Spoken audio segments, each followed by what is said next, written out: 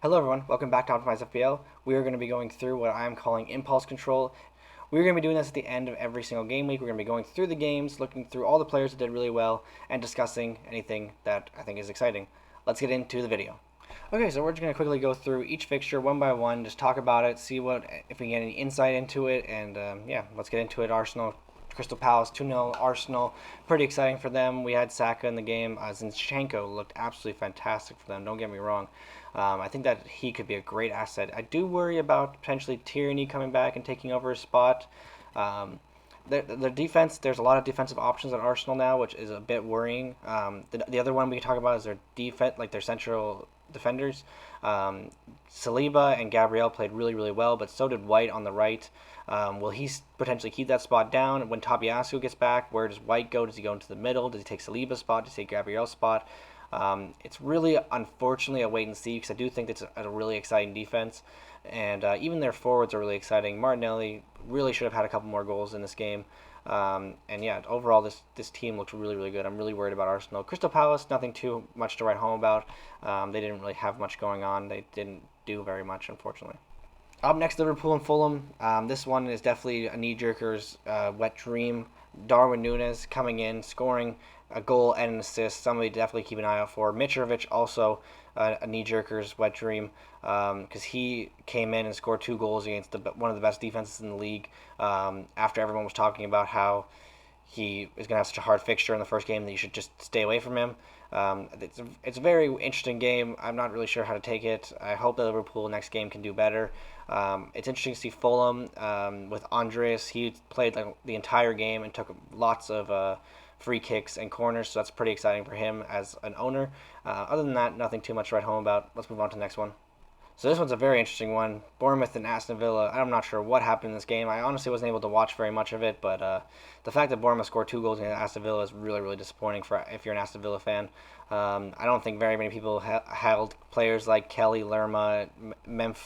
You know, it's very interesting to see how Bournemouth did. I don't know. Maybe they can somehow survive and stay up. I put them 20th in my prediction table, so we'll have to wait and see what can go on there. But yeah, really disappointing from Aston Villa. They really need to buck up and start playing much better because that was very disappointing from them. Leeds versus Wolves. It's a very interesting game. Leeds did end up winning, which is a bit interesting because I thought Wolves probably should be the better team on paper, but they just didn't play like it, unfortunately. Podence did get a goal, which is nice for him. Potentially a better option than Neto. I am a little bit worried about Neto as an owner.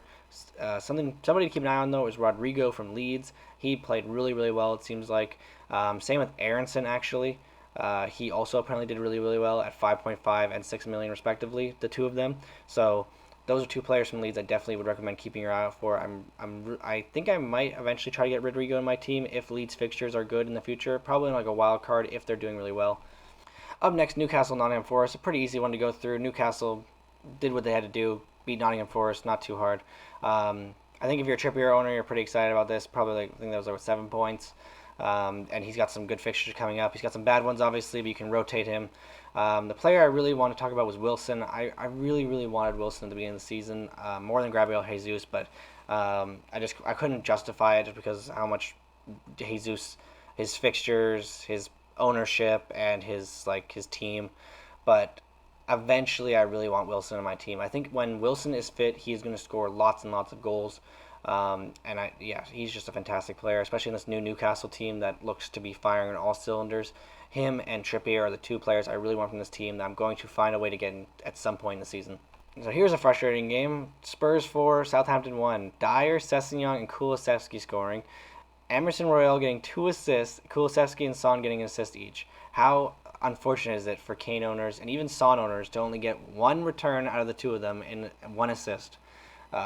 Absolutely disgusting. Would have been much, much better if either of them got some more points, but unfortunately, it is what it is. It's nice as a Tottenham fan to see their points being spread about, like the goals, for example, because we've been very, very reliant the last couple of years on Kane and Son. So seeing people like Dyer, Sessegnon, Kulusevski coming in scoring goals, it's very exciting for me personally. Ward-Prowse was an interesting one. He scored a really, really nice goal, but honestly, other than that, he didn't have much involvement other than dead ball situations, which I think is mostly what you expect from him. Okay, Chelsea Everton, pretty boring game. It's good to see that Cucurella played. He's someone to definitely keep an eye out for. I think he's what £5 million. If he can somehow get into that Chelsea defense at like a left center back spot, he could be a really really good option. He kind of reminds me of Rudiger a couple seasons ago when he was I think he was like 5 million, 5.5 million. It's always nice to have a Chelsea center back that can like also have some attacking potential. And if Cucurella can do that this season, he could be a really really great option at 5 million. Chilwell getting the assist, he played pretty decently. But other than that, like Chelsea, like as a whole, were just like pretty meh. They did what they had to do. They came in, got their goal, and then didn't do very much for the entire game. Everton looked terrible as always. I'm not sure what they're gonna do to be honest. Dele Alli looking absolutely terrible for Everton. I just don't even know what their problem is or what they're going to do this season because they look awful. So on to the Sunday fixtures. We have Leicester here against Brentford. Um, Tony De Silva, Castagna, Dewsbury Hall. Dewsbury Hall would have been a great pick. I really did think about picking him. It's just that Leicester fixtures are just too difficult, and Bailey seemed to have some really good fixtures. Maybe potentially Bailey could go to Dewsbury Hall, but he's not somebody you really want every single week. Madison, Vardy, they're going to be the ones that are actually creating the chances and getting the goals usually. Ward was pretty disappointing, only getting one save, letting two in.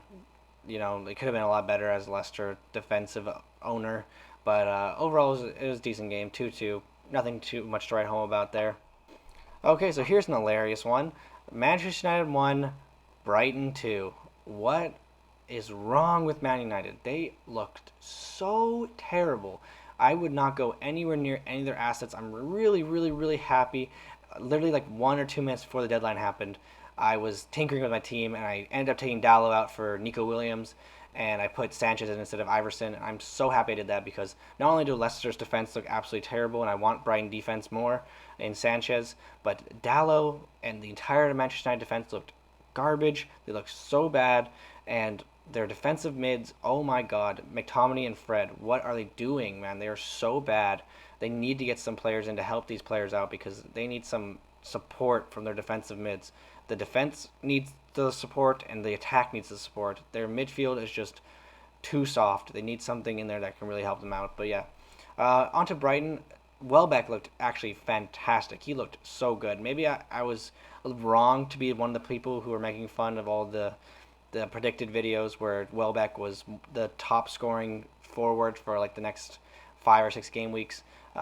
Maybe he really is the real deal at Brighton, and we were all making fun of him for no reason. But yeah, overall, really weird game, and let's see if Man United can get back to any type of form. I really really doubt it though. And last but not least, the one that probably broke my heart a little bit: Haaland scoring 2 goals for Man City against West Ham. I mean, it was written in the stars, wasn't it? Like he comes back, or he comes to his father's old club, and he comes in as one of this generational talent, and of course he's gonna score goals. I don't even know why. I don't know why I doubted him. Looking back on it, it was really really stupid. But and I even went against the predicted points, picking Kane by like it was only like a 1 point difference between the two for predicted points, but it was definitely a lot more than 1 point on Sunday because it ended up being 13 points for Holland. So he definitely hurt my rank just a little bit. But yeah, that's really those are all the games. Let's look onto my team and see how we did in the end. So yeah, this is what my team got: 55 points. The average 57, highest 120. I'm about 4.5 million rank right now. I would recommend to everybody not to worry about rank at this point, and that might be for me to help stroke my ego. But rank after the first game week really doesn't mean too much. You should start worrying about rank a little bit more so around game week. I'd say like 6, 7, 8. That's when you can start not worrying about it, but just considering it, keeping it in the back of your mind. But really, the only time you should absolutely worry about rank is the last game week of the season. But yeah, anyways, as you can see, 55 points. We talked through all the players. This is how they did. I hope everyone enjoyed. I will talk with you guys soon. Please leave any comments about the fixtures, how you guys felt about them, how you guys did after this first game week. And yeah, just let me know. Please feel free to like and subscribe, and I will see you guys soon. Cheers.